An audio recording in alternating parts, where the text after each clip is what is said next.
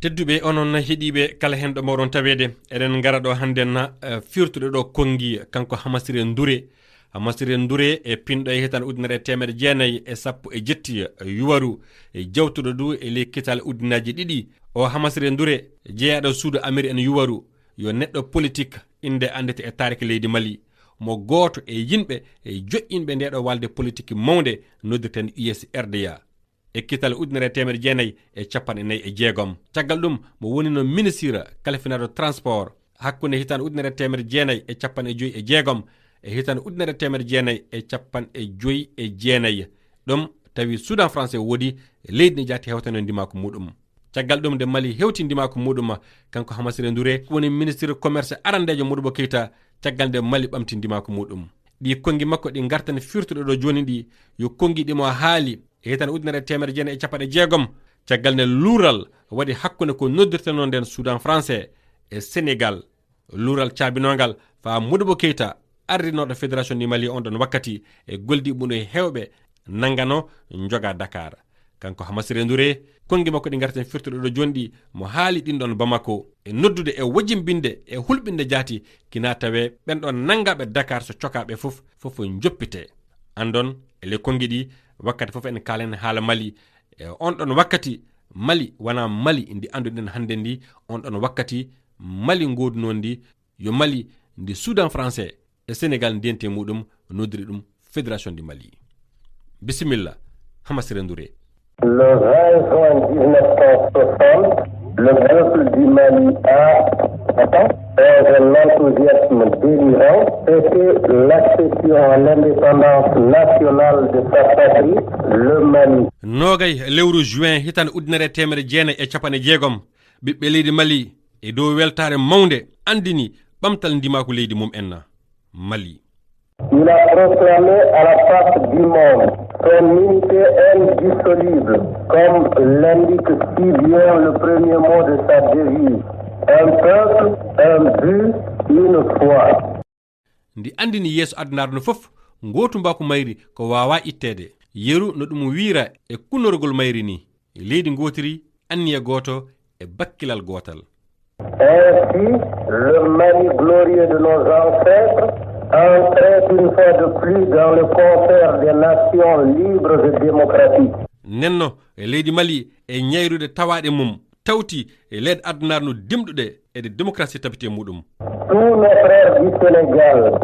qui veulent faire croire qu'ils sont aujourd'hui nos ennemis ont fermement défendu au cours des différentes conférences inter-États l'unité de la nationalité et de la citoyenneté malienne. Rimdaɓe men wonɓe Sénégal yiɓɓe hannden andinde yo woyɓe meɗen kemi ene koye mum enna e kawrata gaɗanoɗo hakkunde leyɗe ɗiɗɗe fof kollitino gotu mbako leydi ndi e gotu mbako ɓingu leydi en kako Mali. Tous ont affirmé que la nation se situe au niveau du Mali.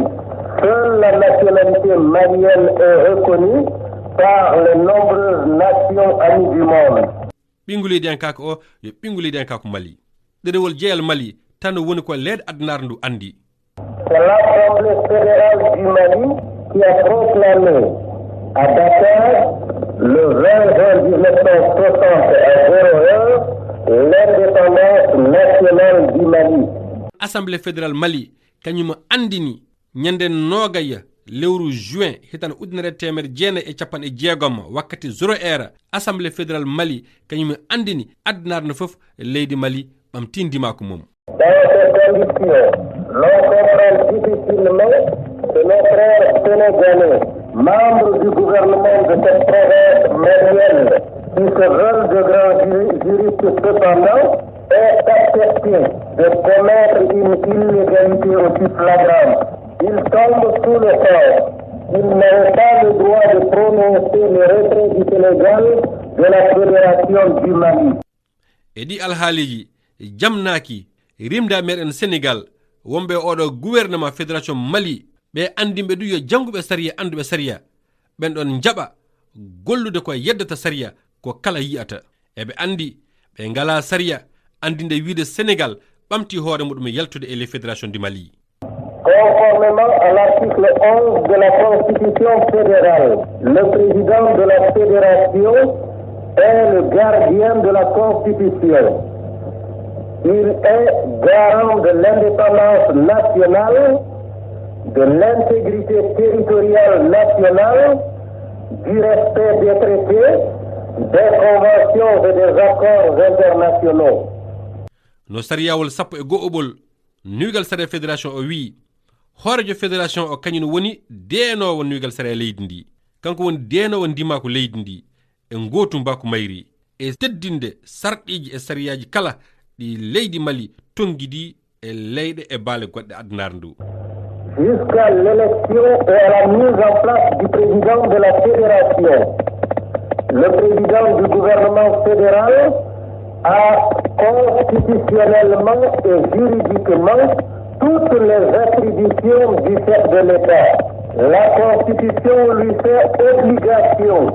de défendre contre vents et marées l'indépendance nationale et l'intégrité du territoire national malien. Il doit, pour remplir cette tâche,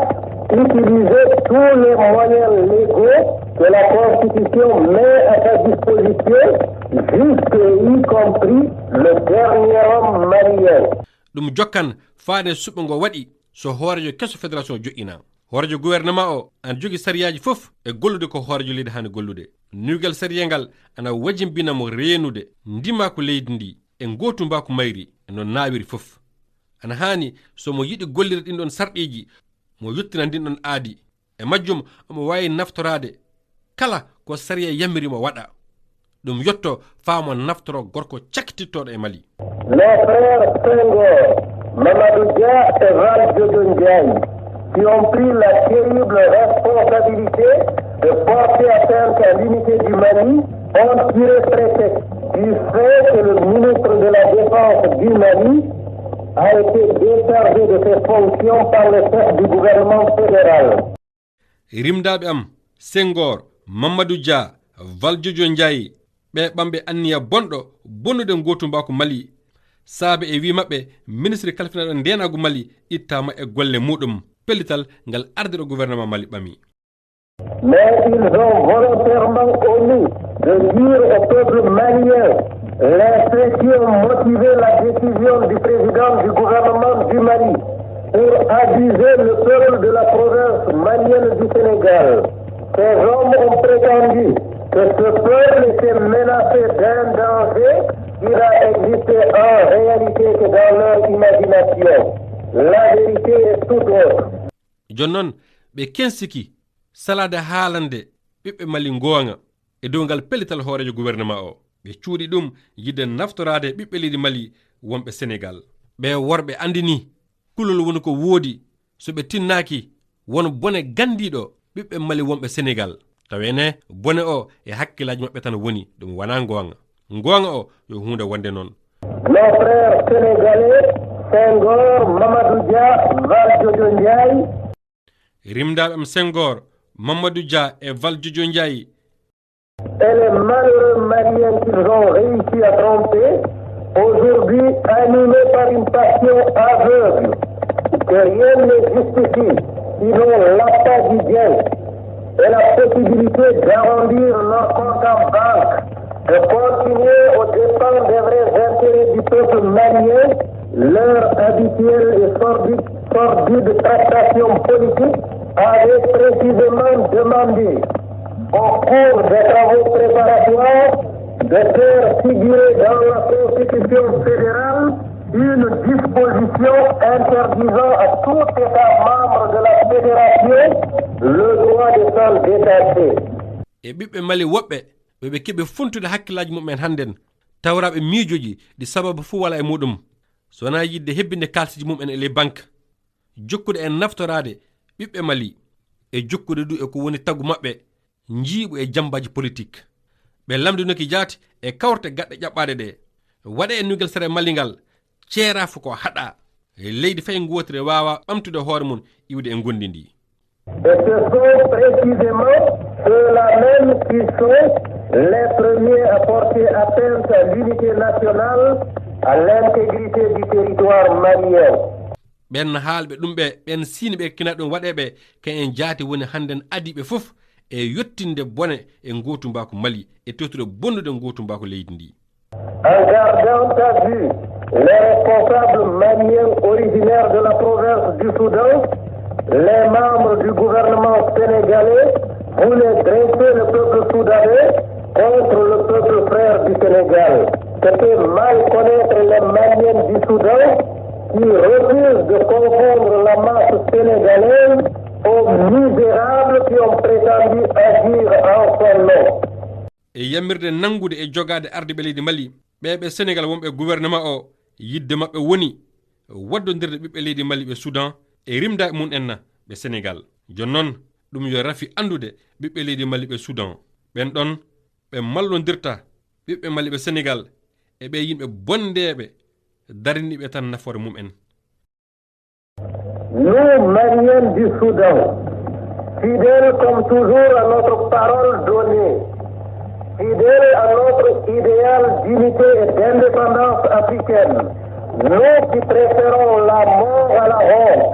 sommes décidés à défendre l'indépendance et l'intégrité de notre chère patrie, le Mali, envers et contre tous ceux qui inscrivent devant l'histoire le triste et combien honteux rôle de fossoyeur de l'unité et de l'indépendance du Mali, de l'unité et de l'indépendance africaine.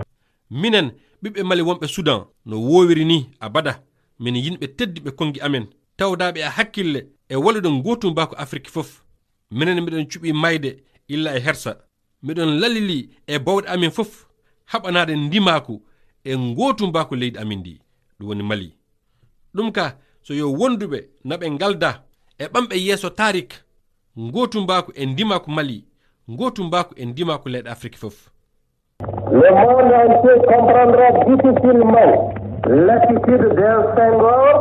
qui se prétend fédéraliste depuis toujours. Adnar nu famata ngal gollal Senghor o kaalo wakkati fof ana yiɗi leyɗe ndenta. À l'heure actuelle, le peuple sénégalais doit savoir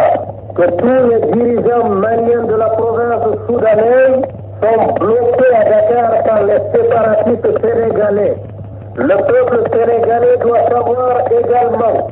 que le gouvernement du Sénégal a volontairement mis le gouvernement fédéral du Mali dans l'impossibilité d'exercer le mandat qu'il a reçu du peuple malien. E o wakkati ɓiɓɓe Sénégal ana kaani andude hooreɓe Mali e jeeyaɓe Soudan ana kaɗa yaltude Dakar saabe dabareji wonduɓe e ceeraf Sénégal e Soudan. ɓiɓɓe Sénégal ana kaani andude du gouvernement Sénégal o hensiki haɗude gouvernement Mali gollude golle muɗum no haniri ni yeru no ɓiɓɓe Mali tewtiri ɓe gaɗira ni. Le peuple sénégalais doit savoir que ces atteintes portées à sa souveraineté en tant que partie intégrante du Mali n'ont été motivées que par des ambitions personnelles d'un Senghor et d'un Mamadou Dia. ɓiɓɓe Sénégal ana kaani andude bonanda gaɗaɗo fewde e ndimako maɓɓe e jeeyegol maɓɓe e Mali wala ko Senghor e Mamadou Dia gaɗiri ɗum so wona haɓanade nafoore mum en tan. À l'heure où la légalité malienne a été bafouée par ceux-là même qui devaient la défendre, nous, Maliens du Soudan, sommes conscients d'être désormais les seuls porte-parole qualifiés du Mali. Devant le monde qui nous observe et devant l'histoire qui nous jugera, nous prenons l'engagement solennel de parler et d'agir au nom du Mali jusqu'au jour où son gouvernement légal pourra exercer normalement ses prérogatives. Nous sommes convaincus d'être dans le vrai, car aucune disposition de la Constitution du Mali ne permet à un État fédéré d'en sortir. Godol Mali e Saria bonnama bonnuɓe ɗum ɓene kaani jaati rende ɗum. Minen ɓiɓɓe Mali ɓe Soudan miɗon andi minen tan goni hannden ka joom en konngol wowɓe haalde dow inde Mali fof. Yeeso addunaru ƴeeworu en hannden e taariki jantotoɗo kabaruji meɗen janngo min ɓami pellital haalde e gollude e dow inde Mali ila joni faande gouvernement gonga radio o tottita golleji muɗum e bawɗe muɗum fof miɗon taƴori e dow gonga min goni sabu e ley nuygal sere malingal wala fuɗa yamirte e leydi fay ngotiri wana Sudan wana Sénégal ɓamta hoore mun iwde e gondi ndi keɗiɗen ɗo ɗi kongi Hamasire Ndure ɗi kongi ɗimo haali hitan ujunere temere jeene e capane jeegom e saaha nde luural wonno hakkunde ko noddirteno Sudan français e Sénégal ɗeɗo leyɗe ɗiɗi dentunoɗe e ko noddirteno e on ɗon saaha fédération du Mali ɗi kongi e Bamako woni komo haali ɗi kongi du jeeyaɗe ko saabi yoppitagol Modibo Keita e gollidiɓe muɗum tawanoɓe ana nanga ana jogano Dakar leydi Sénégal on jettama e heɗagol moɗon lobbol